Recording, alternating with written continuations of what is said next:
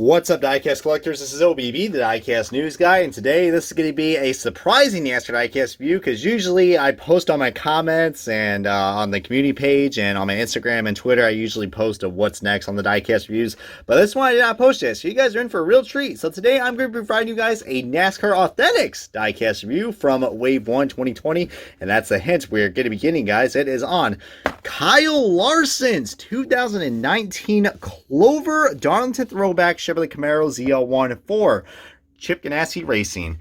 This was a surprise of a find that I found at one of the Walmarts I was shopping at. As you guys know, this was one of the other few cars that I needed to complete for Wave 1 because I did review half of Wave 1. As now I'm just looking for the Blaney Richmond car, the Bubba Wallace Throwback Victory Junction car, and the Kevin Harvick Michigan win. But really cool, guys. I mean, this car, to be honest with you guys, I was not a big fan of this paint scheme at first. I thought it looked very odd to me, and I understand it is a throwback, but looking at it in person, guys, with the matte finish, and yes, this is probably the final Ganassi car that we are beginning. Well, one of the final cars that we are beginning for Kyle Larson, along with his McDonald's McDelivery car for Wave 2. But we'll touch on that on another note, guys, as, my God, this is a beautiful looking diecast with this beautiful packaging. We got a nice free hood that comes with that. And there's the rest of the wave. You guys want to see that. Of course, you know there are three more I am missing to complete this set. So, but my God, if I ever find the chase piece, that would be cool. But whatever, though. Dreamers can be beggars, right? But without further ado, enough of me rambling on. Let's kick off this diecast review and the official unboxing of the Kyle Larson 2019. Alrighty, guys, we got the diecast out of the box and we are ready to roll. But before we get things started, guys, let's look at the accessory that comes with this, which is the plastic three-dimensional hood, which looks pretty cool. See right there, we got mostly the Clover logo that is perfectly placed on this hood with number 42. And, oh, this is going to age badly. Kyle Larson's name underneath the 42. So, definitely great color combination right there with the 42. And the Clover logo looks really nice right there.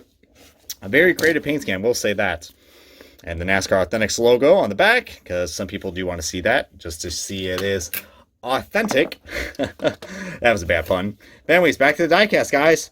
Wow, this diecast really surprised me. I mean, when they first revealed it, I was not a big fan of it. I understand it is a throwback car, and for some odd reason, the camera is picking this dark green as black, but don't be fooled, guys. The camera might be fooling you with the with what this car looks like, but where you see black, that is not black. That is like a very, and I mean very, very, very dark green. It is super dark, guys. I mean, it's basically this kind of dark green, guys. I don't know why the camera is kind of fooling you guys, but we can also see a this is yet another Ganassi car with the matte finishes. I mean, as you can tell, definitely not as glossy as the 2020 diecast that I did a custom on, but really cool, guys.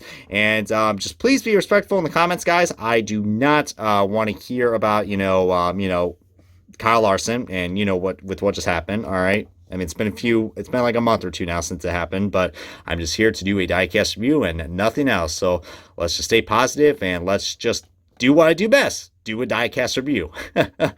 Oh, well, there's going to be that one person out there who's still going to dislike it because it's like, oh, you support a racist or some shit like that.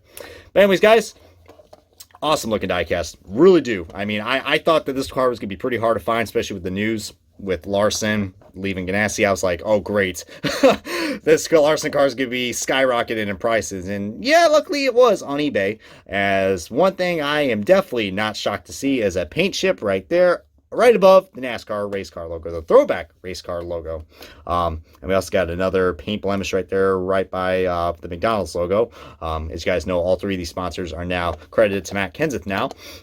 But yeah, I mean, Clover definitely stepped up their game with sponsorship, guys. As you guys know, Kyle Larson did eventually won and drove in the Clover car, his original Clover car, which he won at Dover, which I really honestly would have liked this compared to the throwback car. I mean, don't get me wrong, I like this throwback car, but the Dover win would have been so much more popular, but that's probably not going to happen now considering what happened with Larson, which is unfortunate. I mean, there could be custom makers out there that can make that car, but yeah, so I am disappointed in that selection, guys, but for another throwback car, I really can't complain, even though I would prefer his Dober win. But really cool, guys. And for anybody out there who are trying to wonder, well, what kind of a mess of a paint scheme is this a throwback to?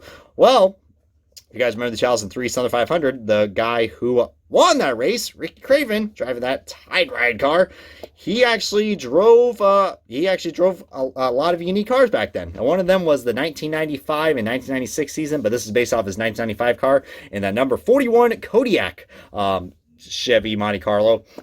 Yeah, that is what this car is based off, guys. And there were two versions of that car. As you guys know, the 96 one comes with the white numbers and a different looking paint scheme. And the 95 scheme is what this car is based off on. And I think Clover did a good job. I mean, their logo is already green and white, so they did a good job, representing the Kodiak logo right here on the front. Even though the colors look really odd, I will say that. But it looks cool, especially with the matte finish. I mean, like I said, I didn't like this paint scheme at all when they first announced it.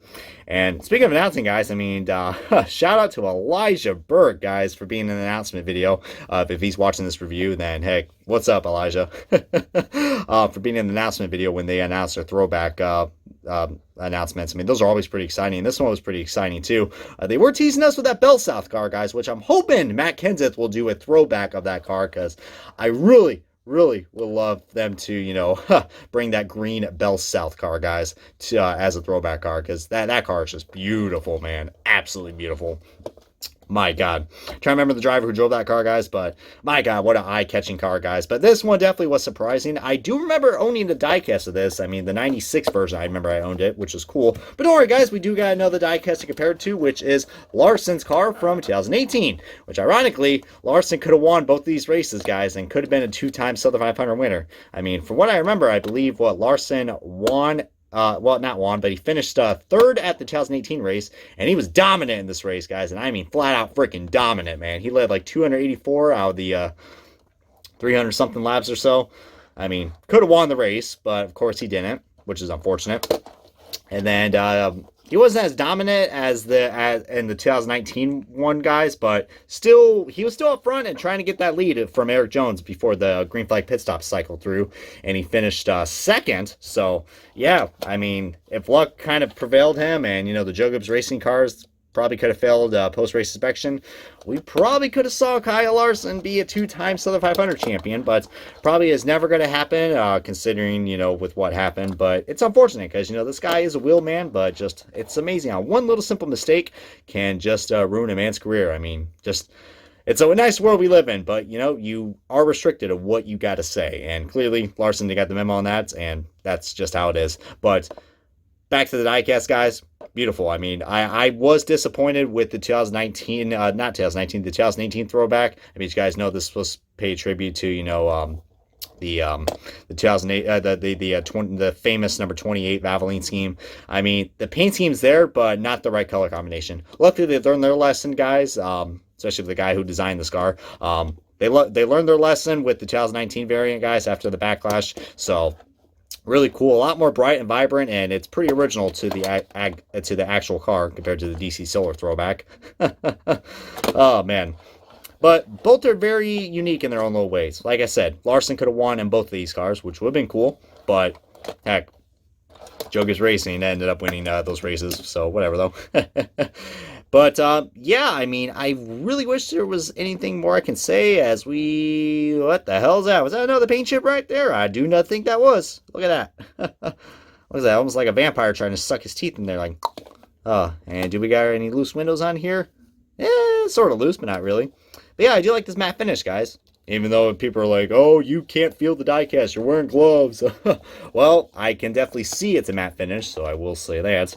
But yeah, I would strongly recommend getting this diecast. I mean, like I said before in this diecast video, I'll say it once, I'll say it again. Hell, I even say it 3 or 4 freaking times.